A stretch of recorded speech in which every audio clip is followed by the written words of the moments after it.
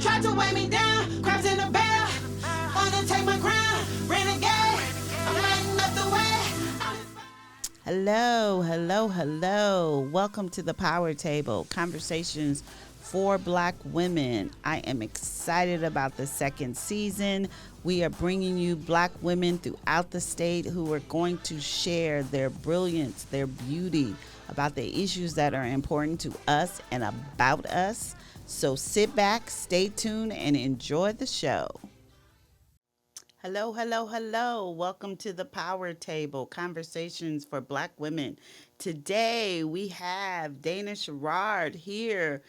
Oh my gosh, it's been so long. How have you been, Miss Dana?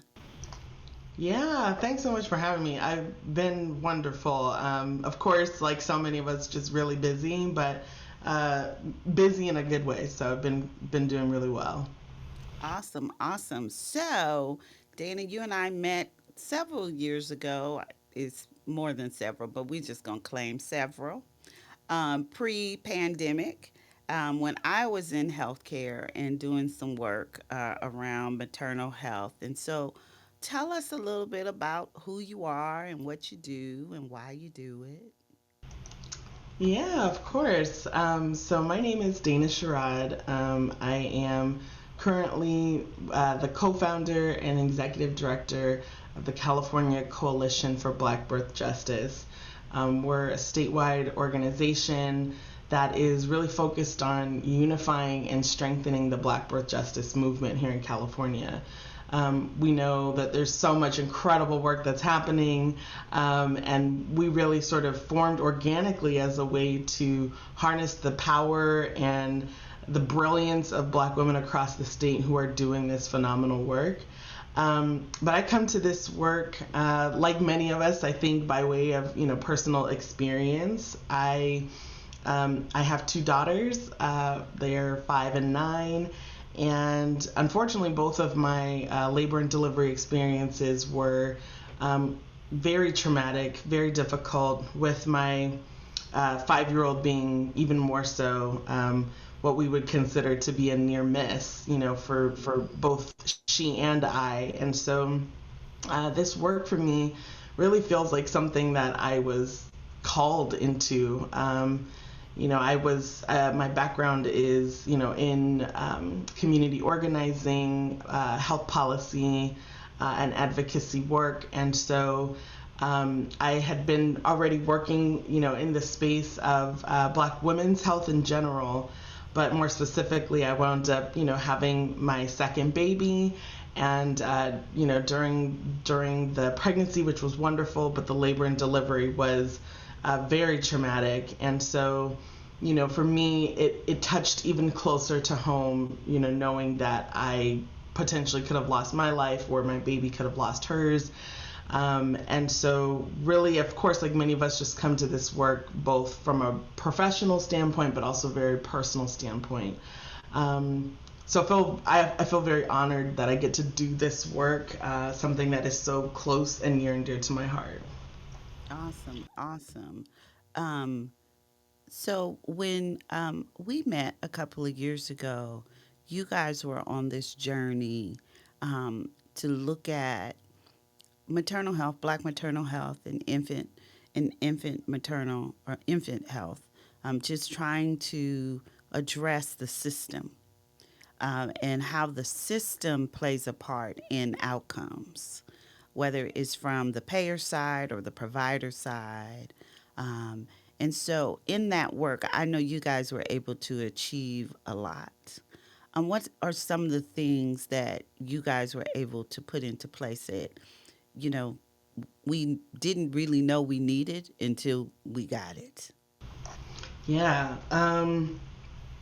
Well, I before I was full time with the coalition. I used to lead a project in LA County called Cherished Futures for Black Moms and Babies, which obviously that's how we met. And in that work, we were really focused on, how do we bring together hospitals and health systems, insurance payers, public health departments, Black women, community leaders to look at just what you were saying, how we change systems. And in that work, we structured it really as a 2-year cohort experience. So we would work particularly with a group of hospitals over a 2-year period to look at how we make improvements in their policies and practices and how they care for Black birthing families. Um, and there were so many lessons learned out of that work, a lot of which carry us into the work that I do today. But I would say that one of the main things is that there's a lot of um, learning, unlearning, and unraveling that has to happen in our healthcare system.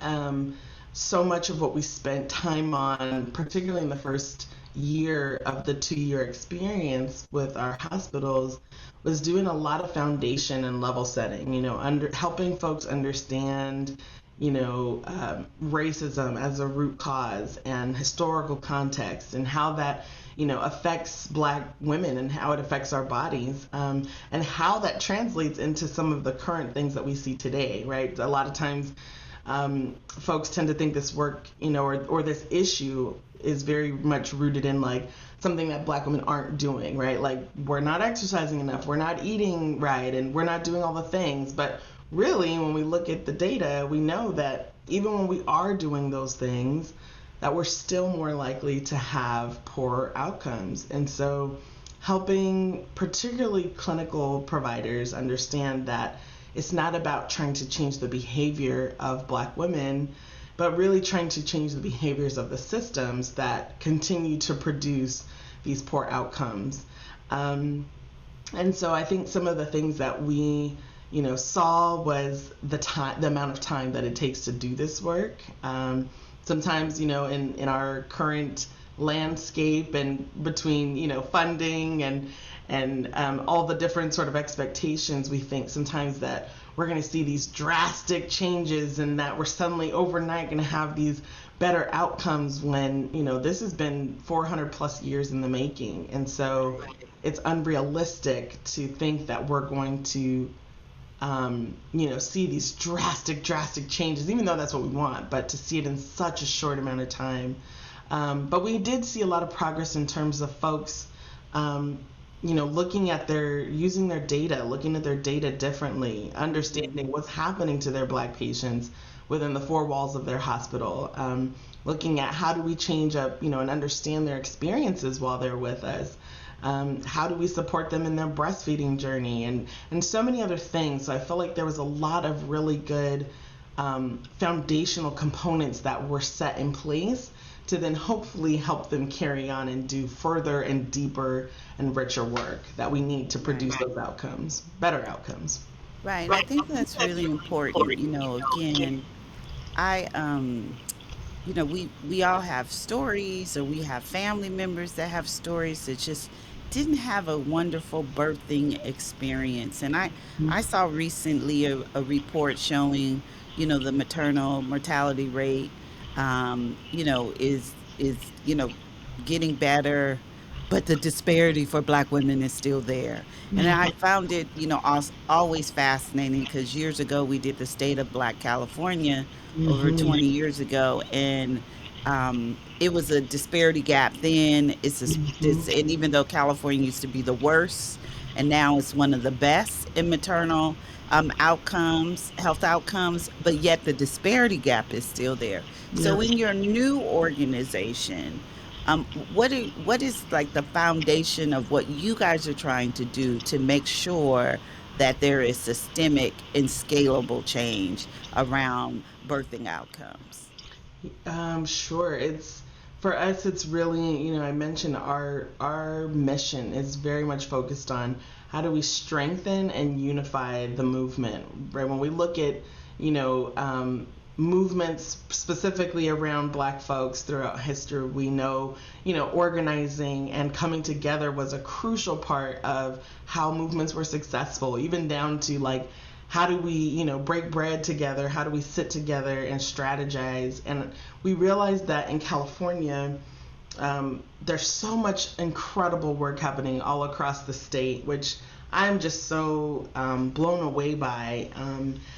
But what we were noticing was that there was sort of nothing that was really looking at how do we bring all these pieces together to make a larger impact. And so that is really how the California Coalition for Black Birth Justice was born. Um, we really focus our work kind of in three areas. The first is being the statewide connector and convener. So one of our earliest, I would say, successes is we produced a California Black Birth Justice agenda. That agenda is, available for download on our website, but it is really looking at what are some of the priorities, priorities and strategic actions that we can put in place in California to start to, really, really address the gaps that we've been seeing. And, it was created in partnership with, my team and the Backbone team, along with just incredible strategic advisors who are brilliant, folks in this work. And really, asking folks across the state, are these the right actions that we need to put in place? So for us, our Area 1 statewide connector convener work is about mobilizing people around these actions in the agenda. Hosting, there's a statewide summit that takes place, and that will become housed under us at the coalition.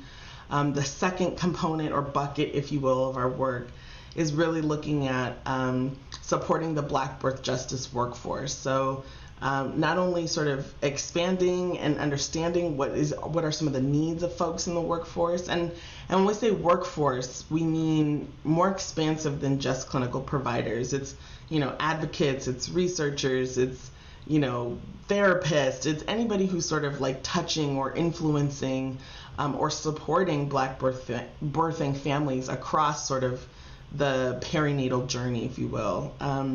And so part of that is, how do we create some programming for folks that want to get into this space?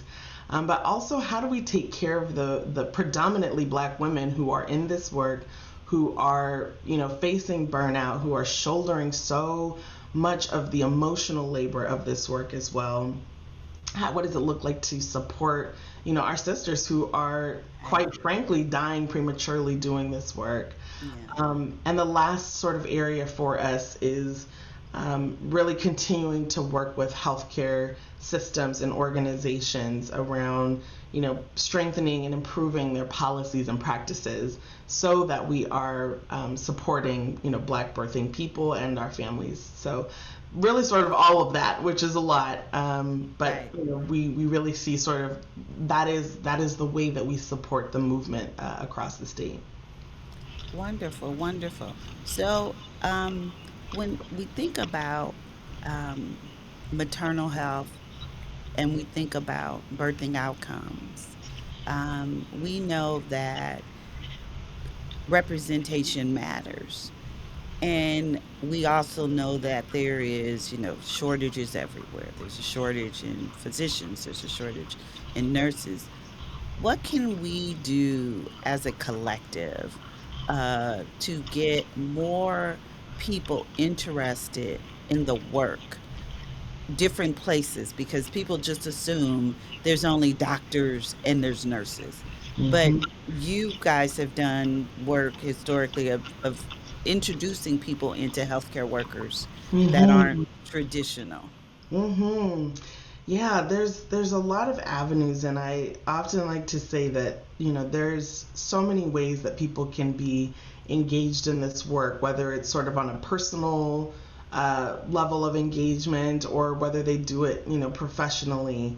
Um, I think, one of the things that's really important, especially because in California, to your point, we were talking about, healthcare worker shortages, and why is it so difficult for, more Black folks to get into some of these professions? And one of the things that we really call out even in our agenda is how do we think about not just not just like loan repayment programs, but really how do we think about like covering the cost of people's education? The cost is obviously such a barrier for folks to enter. So, how do we think about even as one of my colleagues, Natalie Champion, talks about, how do we think about this as part of a reparations framework, making sure that folks that want to do this work can do so without incurring additional cost of going to school.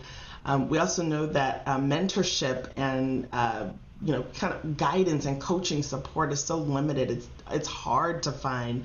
We think about like midwives. I know a lot of our midwifery colleagues, talk about the students sometimes talk about, it's hard to find, mentors that are Black that are concerned about this work, and we're so fortunate here in California because we have some amazing Black midwives. So I think there's a lot of, when we think about the structural barriers that are in place, that's a lot of it. But there's also, I think, other ways that folks can be engaged and be really on the ground, whether it's through participating in some local advocacy efforts. There's so many groups across the state that are really on the front lines. So I think, that really doesn't require any degree. It just requires a heart and a love for Black folks and a desire to see change. So I often encourage even my students. I teach in a master's program, and I encourage my students, to look at what's actually happening in their community, show up at the meetings, go to the online virtual events, be engaged and involved. There's so many ways for folks to sort of tap in because we need everybody. Right, right. It's so true. And then, when we think about, in 50 years, we've been talking a lot about what do we want Black women's experience to be 50 years from now? Mm, Particularly around this instance. As I mentioned, 20 years ago, we talked about the infant mortality rate and the maternal mm, mortality rate. And unfortunately, the disparity gap continues. In mhm. 50 years, what would you see? What would you want to see the birthing experience for Black women be? Yeah. Oh, I love this question because I tend to find a lot of comfort in imaginative work and being able to imagine a better future and working towards that. For me, I think allowing Black women and birthing folks to have options, if they choose to give birth in a hospital, that if they do so, they know that it's going to be, a safe and beautiful and, healthy experience. If they want to birth in a community setting or at home, that they have that option too, right? They're not prohibited by cost, but they can do that, safely and beautifully and joyfully. That people would be able to um, receive the support and the services that they need. One of our colleagues, had such a beautiful birth experience and, was able to not only have a home birth, but have so many supportive services like, acupuncture and chiropractic care and pelvic floor therapy and lactation and, all the things that we need to feel supported. I would love to see Black women just literally wrapped in so much love and support. During before the pregnancy, during the pregnancy, and after the pregnancy, that folks would be safe, that they would just be able to enter into the new season of parenthood or continued parenthood in a way that sets us up for us and our children up for just lifelong success. And I think it's possible. We're not there yet, but I think Right. it's possible, and that's what gives me a lot of hope. That's awesome. So, as we close up, how can people get involved in your work? Oh, that's one of my favorite things is there's a couple ways. One is we are on Instagram at CA Black Birth Justice. So we're really trying to get more active there, but also keep in touch with just a lot more folks that way as well. Certainly encourage people to download our Black Birth Justice agenda. It's on our website at cablackbirthjustice.com. there is, that's where you can download it and also hopefully share it with folks, talk about it. We know people have different positionality and they come to this with different sort of expertise and power, and we want folks to really engage with the strategies that are here because we know the answers are in the community, and we know that Black women, we bring our lived experiences to this, and so we want people to really be not trying to reinvent the wheel. We want to lift up the things that we know make a difference, that matter for us. So certainly, downloading that agenda, and just reaching out where possible. If there's anything that we can do to support folks, if they want to, brainstorm or, talk about an internship or, in any way, we want to be open and accessible and here to support folks that really care about this work. Awesome, awesome. Well, I just want to thank you for giving us your time. It's wonderful to hear that you guys are continuing the work Thank you. that started in LA that is now going to be statewide. Welcome to our journey around statewide organizations. It's not many of Yes. us, as you saw when we pulled Yes. everybody together, but the Yes. work is important to be on a Yes. macro level.